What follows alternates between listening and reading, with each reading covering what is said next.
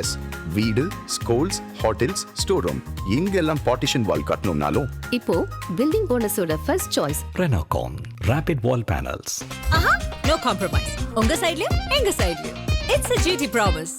GT Holidays, South India's #1.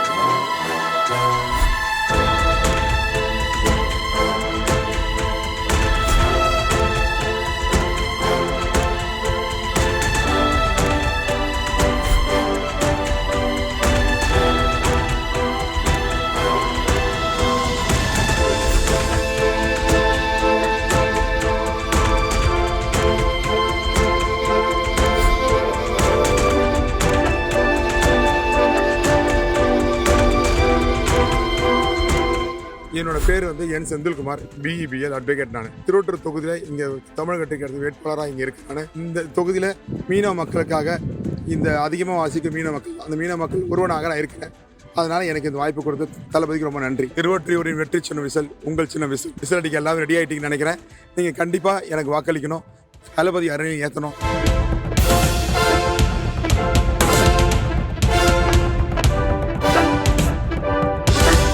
Adam cinema நேயர்கள் அனைவருக்கும் ஒரு பெரிய வணக்கம். இன்னைக்கு நம்ம திருவொற்றியூர்ல தாவேகா சார்பாக போட்டியிடக்கூடிய நம்ம அண்ணன் கூட தான் பயணிச்சுக்கிட்டு இருக்கோம். எல்லா தெருக்களிலும் எல்லா வீதிகளிலும் அண்ணனோட இந்த பிரச்சாரமானது, இந்த வாக்கு சேகரிப்பானது நடந்துகிட்டு இருக்கு. நிறைய விஷயங்கள் பேச போறோம். அண்ணா வணக்கம். வணக்கம் வணக்கம் வணக்கம். தாவேகா சார்பாக நீங்க போட்டியிடுறீங்க. களமானது இந்த திருவொற்றியூர் பொறுத்த வரைக்கும் எப்படி இருக்குன்னு நினைக்கிறீங்க? திருவொற்றியூர் களம் எங்க சாதகமாக தான் இருக்கு. தளபதி களமா இருக்குது. தளபதி மாற்றத்தை இந்த மக்கள் எதிர்பார்க்கறாங்க. கண்டிப்பா தளபதி முதலமைச்சர் உறுதி. ஓகே, அவருக்காக நாங்கள் எல்லா வேலையும் செஞ்சுட்டு இருக்கோம். களப்பணி தளபதி எங்களை போய் பணியாற்ற சொல்லியிருக்காரு. வாக்கு வீச கேஸ் சொல்லல, வேலை செய்யுங்கன்னு சொல்லியிருக்காரு. வேலை செய்ய வந்திருக்கேன் நான். என் செந்தில்குமார் அவர்கிட்ட இருந்து இந்த ஊர் மக்கள் என்ன எதிர்பார்க்கறாங்க, உங்களுக்கு உண்டான வரவேற்பானது எப்படி இருக்குன்னு நினைக்கிறீங்க? இது என்னோட சொந்த ஊர். இது என் செந்தில்குமாரோட சொந்த ஊர். இது நான் வழக்கறிஞராக இருக்கேன் இந்த ஊர்ல. நான் ஒரு 10-15 தலைமுறை இந்த ஊர்ல இருந்திருக்கேன். அதனால் என்னோட சொந்த மண்ணின் மைந்தன் நான். இந்த ஊரில் வந்து எனக்கு இல்லை சந்து வந்து இந்து எனக்கு எல்லாமே தெரியும். எங்களை வாழ்வாதாரம் என்ன, நான் ஒரு ஃபிஷர்மேன் கம்யூனிட்டி சார்ந்தவன். அதனால் இங்கே இருக்கவங்க எல்லாருமே என்னோட சொந்தக்காரங்க தான்.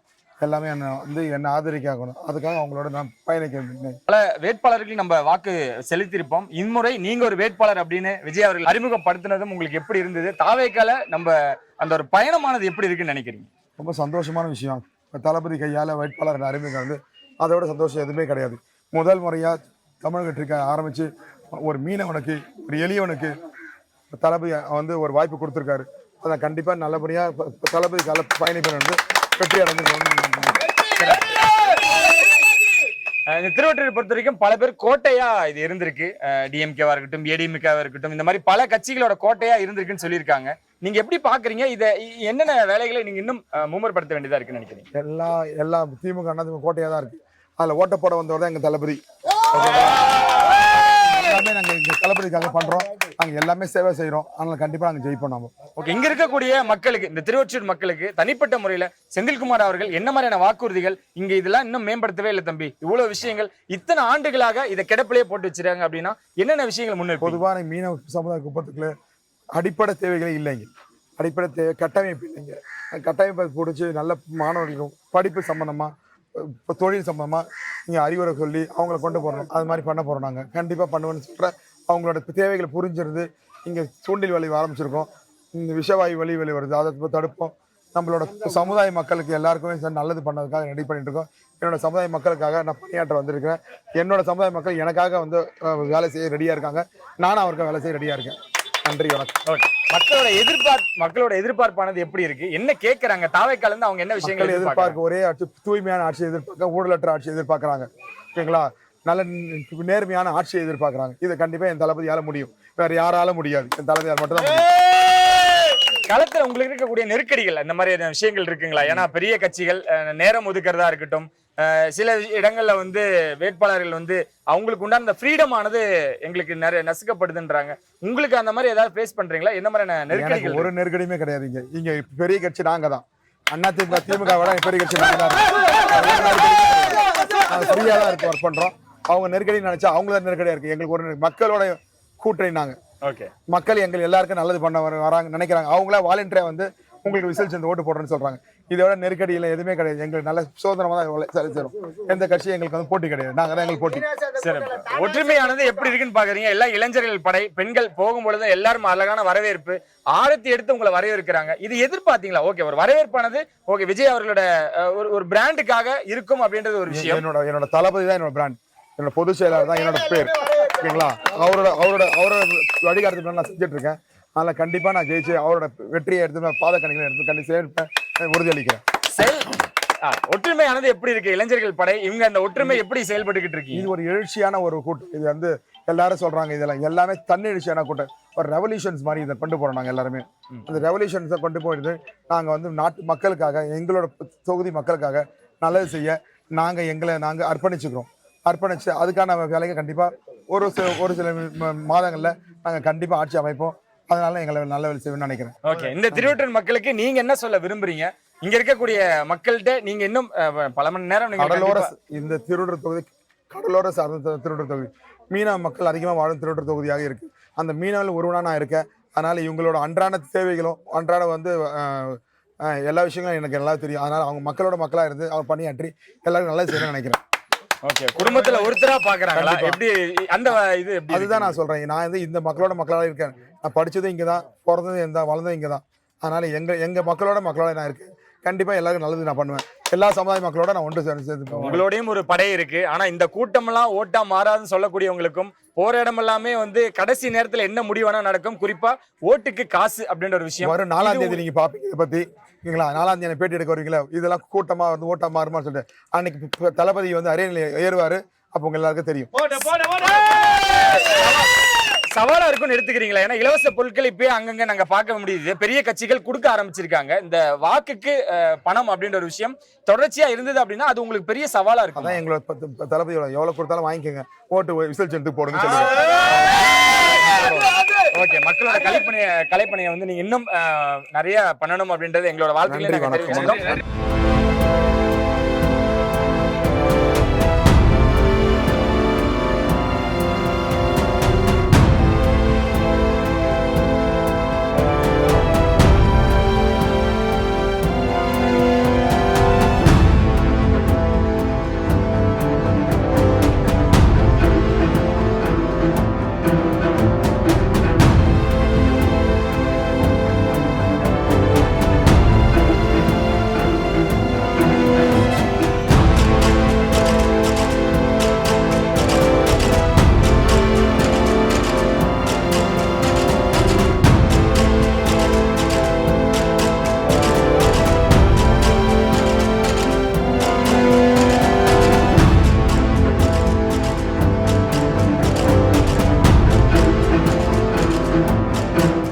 ஆனா களத்துல உங்களை பார்த்திருந்தோம். வாக்கு சேகரிப்புல ரொம்ப தீவிரமா ஈடுபட்டு இருந்தீங்க. எப்படின்னா இருக்கு? ஏன்னா ஒரு அட்வொகேட்டா பார்க்கும் பொழுது இந்த அரசியல் களமானது எப்படி இருக்குன்னு நினைக்கிறீங்க?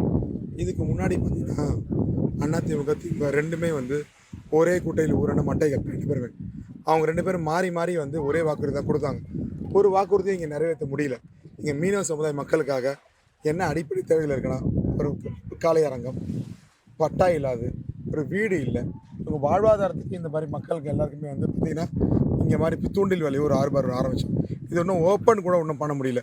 இந்த ஓப்பன் பண்ணுறதை நாங்கள் தளபதி வந்து தான் ஓப்பன் பண்ணணும்னு சொல்லிட்டு இவங்க எல்லாமே ஆசைப்படுறாங்க. அதில் கண்டிப்பாக இந்த ஆட்சி தளபதி ஆட்சி அமையும். நாங்கள் தன்னெழுச்சியாக எல்லாருமே வந்து உங்களுக்கு வாக்கு செலுத்துகிறோன்னு சொல்கிறாங்க. அதுவே எனக்கு ரொம்ப சந்தோஷமாக இருக்குது. ஓகே, இல்லை ஒரு அட்வொகேட்டாக நம்ம வந்து ஒரு இயக்கமாக இருக்கும் பொழுதாக இருக்கட்டும், ஒரு கட்சியாக இருக்கும் பொழுதாக இருக்கட்டும், இவங்களோட பயணிக்கிறோம், இவங்க கூட இயங்குறோம் அப்படின்றப்போ இந்த விஜய் அவர்களோட தலைமையில் நம்ம பயணிக்கிறோம்ப்பா, நம்ம இதெல்லாம் இன்னும் பொறுப்புகள் அதிகரிக்கு அப்படின்ற ஒரு விஷயங்கள் இருக்கும். எந்த மாதிரியான விஷயங்கள் நீங்கள் இன்னும் பொறுப்பெடுத்து பண்ணணும்னு நினைக்கிறீங்க? ஒரு பயம் இருக்குங்களாண்ணா? ஏன்னா எந்த ஒரு இடத்துலையும் களங்கம் ஏற்பட்டக்கூடாதுன்றதுக்காக நம்ம ஓடிக்கிட்டு இருக்கோம். இங்கே இருக்கக்கூடிய மக்களுக்காக இருக்கட்டும், நம்ம கொடுக்கக்கூடிய வாக்குறுதிகளாக இருக்கட்டும், எவ்வளோ பொறுப்போட உணர்றீங்கன்னு நினைக்கிறீங்க? இப்போ வந்து இங்கே நிற்கிறது வந்து எங்கள் தளபதி சொன்ன ஒரே வார்த்தை, இங்கே நிற்கிறது இப்போ திருவொற்றியூர் தொகுதியில் நிற்கிறது சி ஜோசப் விஜய். செந்தில்குமாரோட பிரதிபலிப்பு என்னோட தளபதி விஜய் தான் நிற்கிறார். அவருடையக்காக இந்த மக்கள் வந்து எல்லாமே அர்ப்பணித்து எல்லாம் ஓட்டு செலுத்துவாங்க என்பது எல்லாரோட நம்பிக்கை தான். ஓகே, இங்கே நிற்க போகிறது தளபதி விஜய் தான். அதனால் அவர் என்ன பண்ணுவார்னு சொல்லிட்டு இந்த உலக மக்களுக்கு எல்லாருக்குமே தெரியும். அவர் என்ன சொல்கிறாரோ அது கண்டிப்பாக செய்வார். அதுவும் மீனவ மக்களுக்கு, குறிப்பாக மீனவ மக்களுக்கு அவரோட வாழ்வாதாரம் மேம்பட, அவரோட வசதி வாய்ப்பு மேம்பட எல்லாருமே பண்ணி தருவார் என்பது கடமைப்பட்டிருக்கேன் சொல்றேன். 234 தொகுதியிலும் விஜய் அப்படின்ற ஒரு விஷயம் தான். கண்டிப்பா ஜோசப் விஜய் தான் 234 தொகுதி வேட்பாளர். அவரோட முகமா தான் நீங்களும் இங்க களம் காண்றீங்க. ஏடிஎம்கே டிஎம்கே அப்படின்னு பெரும் கோட்டைகள்னு இவங்களை தவிர நான் ஏன் உங்ககிட்ட வரணும்? தாவே காட்ட என்ன விஷயங்கள் இருக்கு அப்படின்றது அவரோட வாக்குறுதிகளே இருந்தது. அதை மீறி இந்த திருவொற்றியூர்ல 2 கட்சிகள் இருக்கு தம்பி. அதை தாண்டி தாவேக்கா அப்படின்றது இதுலதான் முதன்மை அப்படின்னு நம்ம என்னென்ன எடுக்கிறது? ஒரே விஷயம் மட்டும் தான் சார் இருக்கு. திமுக விட்டுட்டு ஏன் தாவேக்கா வராங்கன்னா உண்மை இருக்கு, சத்தியம் இருக்கு, ஊழலற்ற ஆட்சி இருக்கு. இதுதான் மக்கள் விரும்புகிறாங்க. மக்களுக்காக பணி செய்ய ஒரே ஒரு கட்சி தாவேக்கா மட்டும் தான் இருக்குன்னு சொல்லிட்டு மக்கள்லாம் நினைக்கிறாங்க. அதனால எல்லாரும் தாவேக்காக வராங்க. நாங்கள் யாருமே இப்போ அவங்கள வந்து வாங்கன்னு கூப்பிடல. அவங்களா தன்னிச்சையாக வராங்க. இது இப்போ பாருங்க, திமுக நடந்துக்கு வந்தால் கூட இவ்வளோ கூட்டம் இருக்கா, இவ்வளோ ஆர்ப்பரிப்பு இருக்கான்னு கண்டிப்பாக கிடையவே கிடையாது. எங்கள் மக்களை எங்களை நம்புகிறாங்க, நாங்கள் மக்களோட பயணிக்கிறோம். ஓகே, இதுதான் முதன்மையான பதில். இந்த மீனவ சமுதாய மக்கள் உங்ககிட்ட ரொம்ப விரும்பி இல்லை ஒரு வேண்டுகோளா என்ன வைக்கிறாங்கன்னு நினைக்கிறீங்க? ஏன்னா ஒவ்வொரு வீட்லயும் உங்களுக்கு ஒரு அன்பான வரவேற்பு இருக்கு. இருந்தாலும் இதை மட்டும் பண்ணி கொடுத்துருங்க தம்பி அப்படின்னு உங்ககிட்ட வைக்கக்கூடிய வேண்டுகோள்னா என்னவா இருக்கும்? கண்டிப்பா அவங்க சொல்ற ஒரே வார்த்தை, மக்களுக்காக நல்லது செய்யுங்க.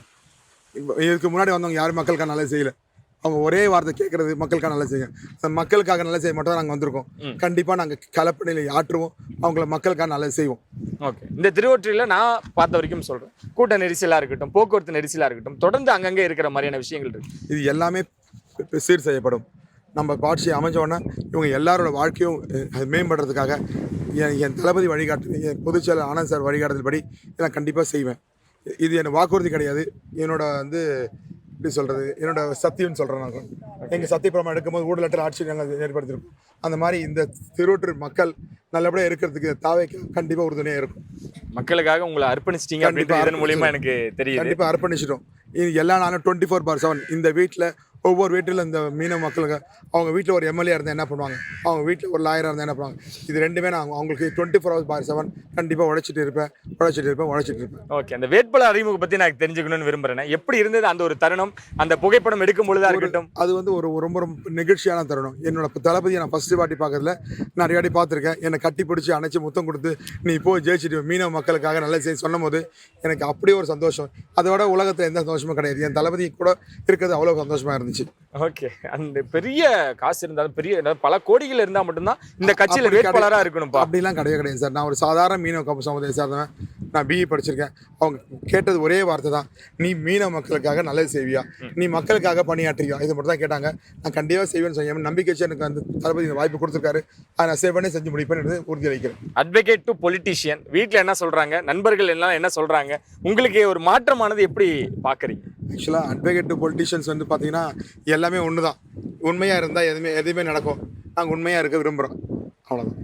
ஓகே, சமீபத்தில் பார்த்துருப்பீங்க, இந்த கேள்வி கண்டிப்பாக முன்னினைக்கிறேன். ஜனநாயகன் எல்லா ஹோப்புமே முடிஞ்சிருச்சோ, அவர் வச்சிருக்கக்கூடிய நம்பிக்கை, இந்த ட்ரஸ்ட்ன்ற விஷயங்கள் இருக்கும், இதெல்லாம் நம்மளை மீறி போகாதுன்னு நினச்ச விஷயங்கள் எல்லாம் அவர் கை மீறி போயிடுச்சு.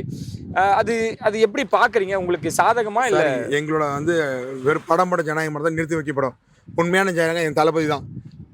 4ஆம் தேதி வருவார் ஜனநாயகன், ஓகேங்களா? அப்போ பாருங்கள் எந்த பிக்சர் எப்படிலாம் இருக்குன்னு சொல்லிட்டு. இந்த மக்களுக்கு, திருவொற்றியூர் மக்களுக்கு இந்த சார்பாக, இந்த காணொலி சார்பாக நீங்கள் எப்படி என்னென்ன விஷயங்கள் பேசணும் இல்லை ஷேர் பண்ணணும்னு நினைக்கிறீங்களோ நீங்கள் தாராளமாக அவங்ககிட்ட பகிர்ந்துக்கலாம். இந்த மக்களுக்காக நாங்கள் என்ன சொல்ல வரோன்னா, ஒரு நல்லவராக அந்த தேர்ந்தெடுக்க, இந்த நாட்டு மக்களுக்காக இந்த திருவொற்றியூர் தொகுதியில் ஒரு இளைஞர், ஒரு படித்தவர், ஒரு பண்பாளர், இந்த மாதிரி யார் இருக்கணும்னு நினைக்கிறீங்களோ அவங்களுக்காக கண்டிப்பாக ஓட்டளிங்க. நான் அவங்களுக்காக வாய்ப்பளிங்க. நான் உங்களை எல்லாம் மன்றாடி கேட்டு என் தளபதியை எப்படி அரியணையில் வைங்க. இந்த நாட்டு மக்களுக்காக அவர் நல்லது செய்வார் என்று உறுதி அளிக்கிறேன்.